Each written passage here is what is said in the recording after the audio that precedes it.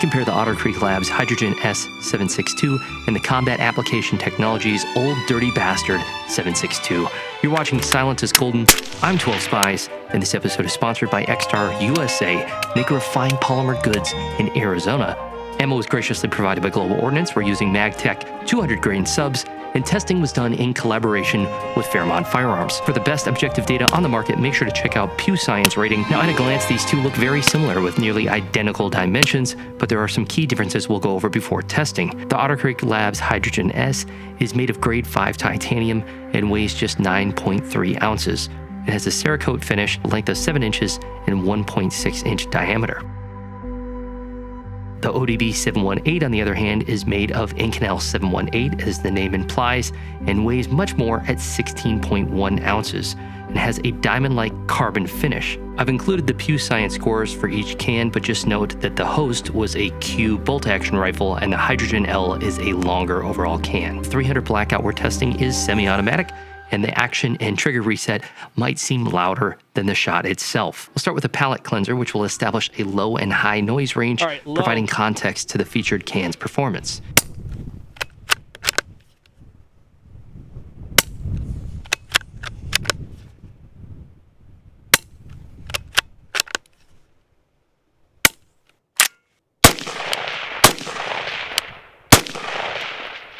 Yeah, I can hear it in the mic stand.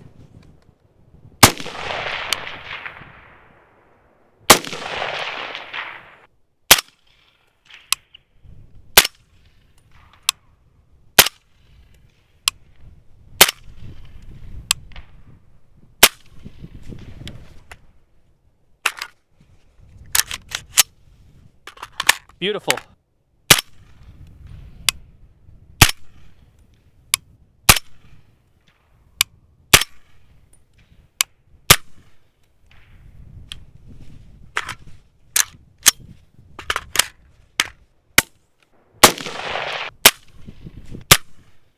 Let's do the hot dog in the hallway test.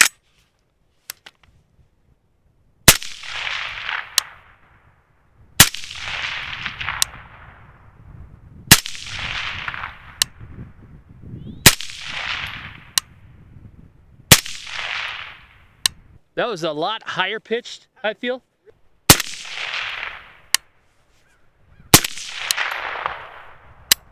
Didn't cycle that time.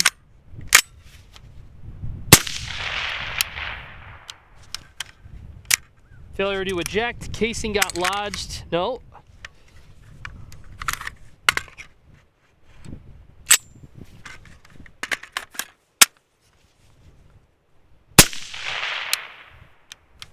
It's not successfully cycling them as you expected, Michael.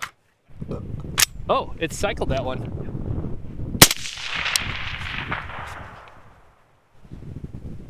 Oh, that last one sounded freaking sweet.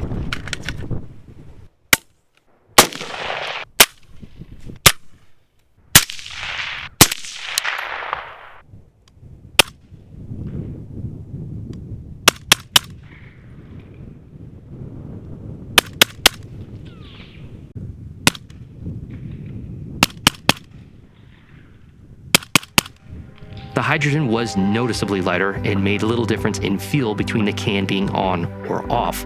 Now, the ODB did not feel too heavy, but it was noticeably heavier than the hydrogen. The sound of the hydrogen to my ears was higher pitched and sharper, but not unpleasant, and the higher back pressure was more noticeable. The ODB was deeper and less sharp and did a better job in my opinion, but it was also undergassed. In the end, I think both cans are incredibly well made. The cost and weight difference of the Old Dirty Bastard would not take it out of consideration for me because I think the DLC finish is grippier and more resistant, and I like the performance a little more than the hydrogen. More rounds and more scenarios would be necessary though to name a distinct winner. Let me know in the comments below which one you would choose and why, and what cans we should test next.